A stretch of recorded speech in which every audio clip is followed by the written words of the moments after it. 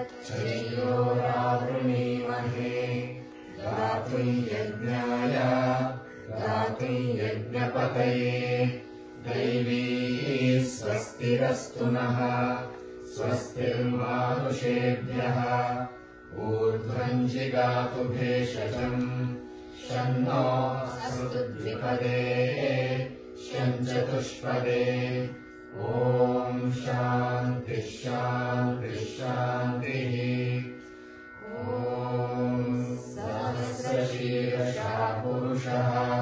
सहस्राक्षः सहस्रपात् स भूमिं विश्वतो वृत्वा अत्यतिष्ठद्दशाङ्गुलम्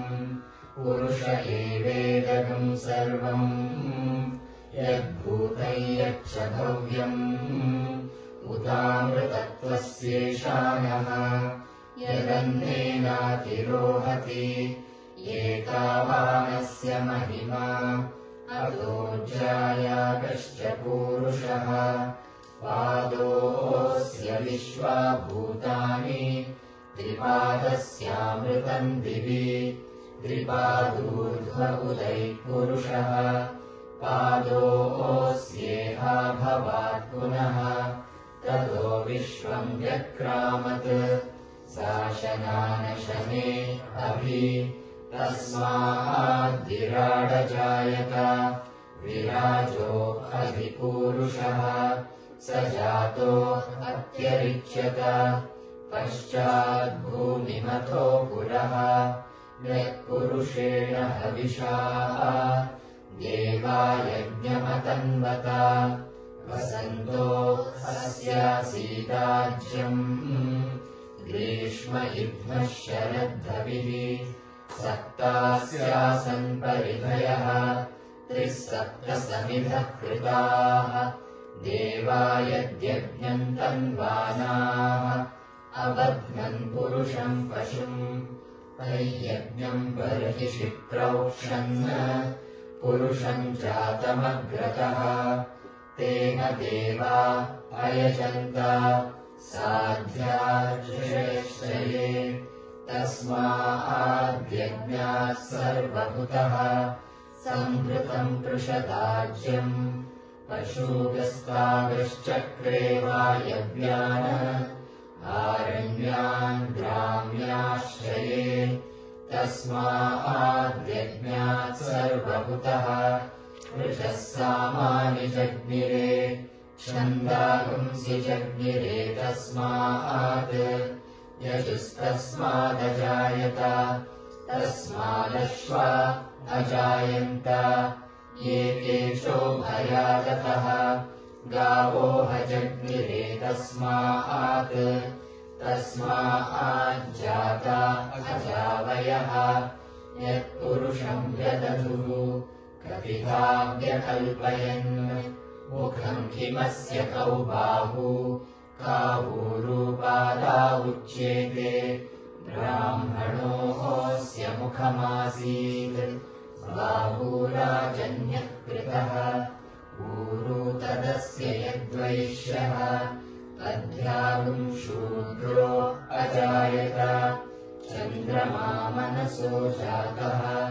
चक्षोः सूर्यो अजायत मुखादिन्द्रश्चाग्निश्च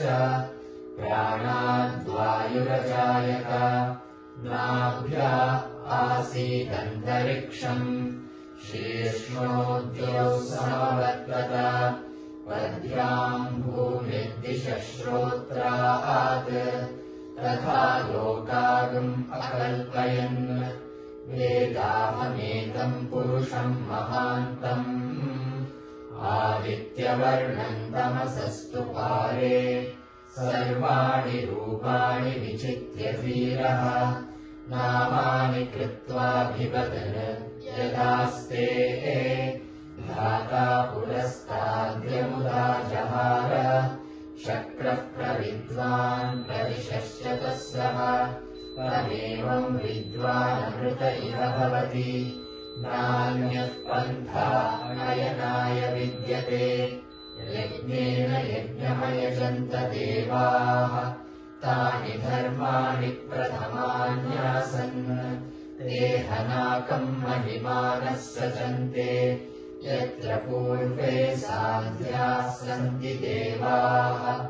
अभ्यः सम्भूतः पृथिव्यैरसाच्च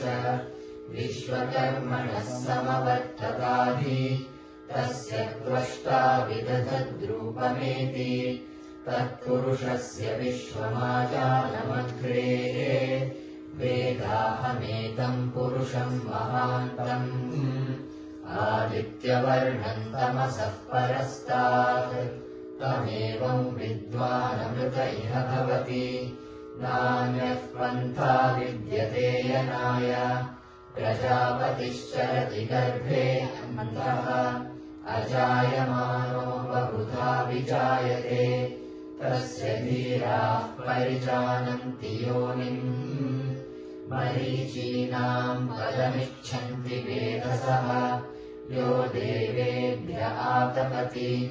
यो देवानाम् पुरोहितः पूर्वो यो देवेभ्यो जातः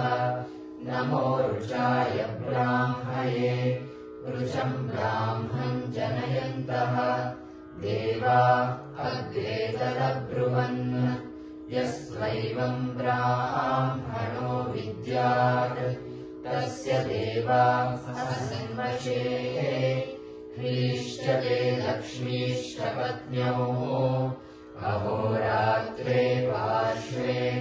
नक्षत्राणि रूपम् अश्विनौ व्याप्तम् इष्टम् मनिषाण अमुम् मनिषाण सर्वम् मनिषाण ॐ तच्छ्चोर्वावृणीमहे गातुम् यज्ञाय गातुम् यज्ञपतये दैवीः स्वस्तिरस्तु नः स्वस्तिर्मानुषेभ्यः ऊर्ध्वम् जिगातु भेषजम् शन्नो अस्तु द्विपदे शञ्चतुष्पदे ॐ शान्तिः शान्तिः शान्तिः।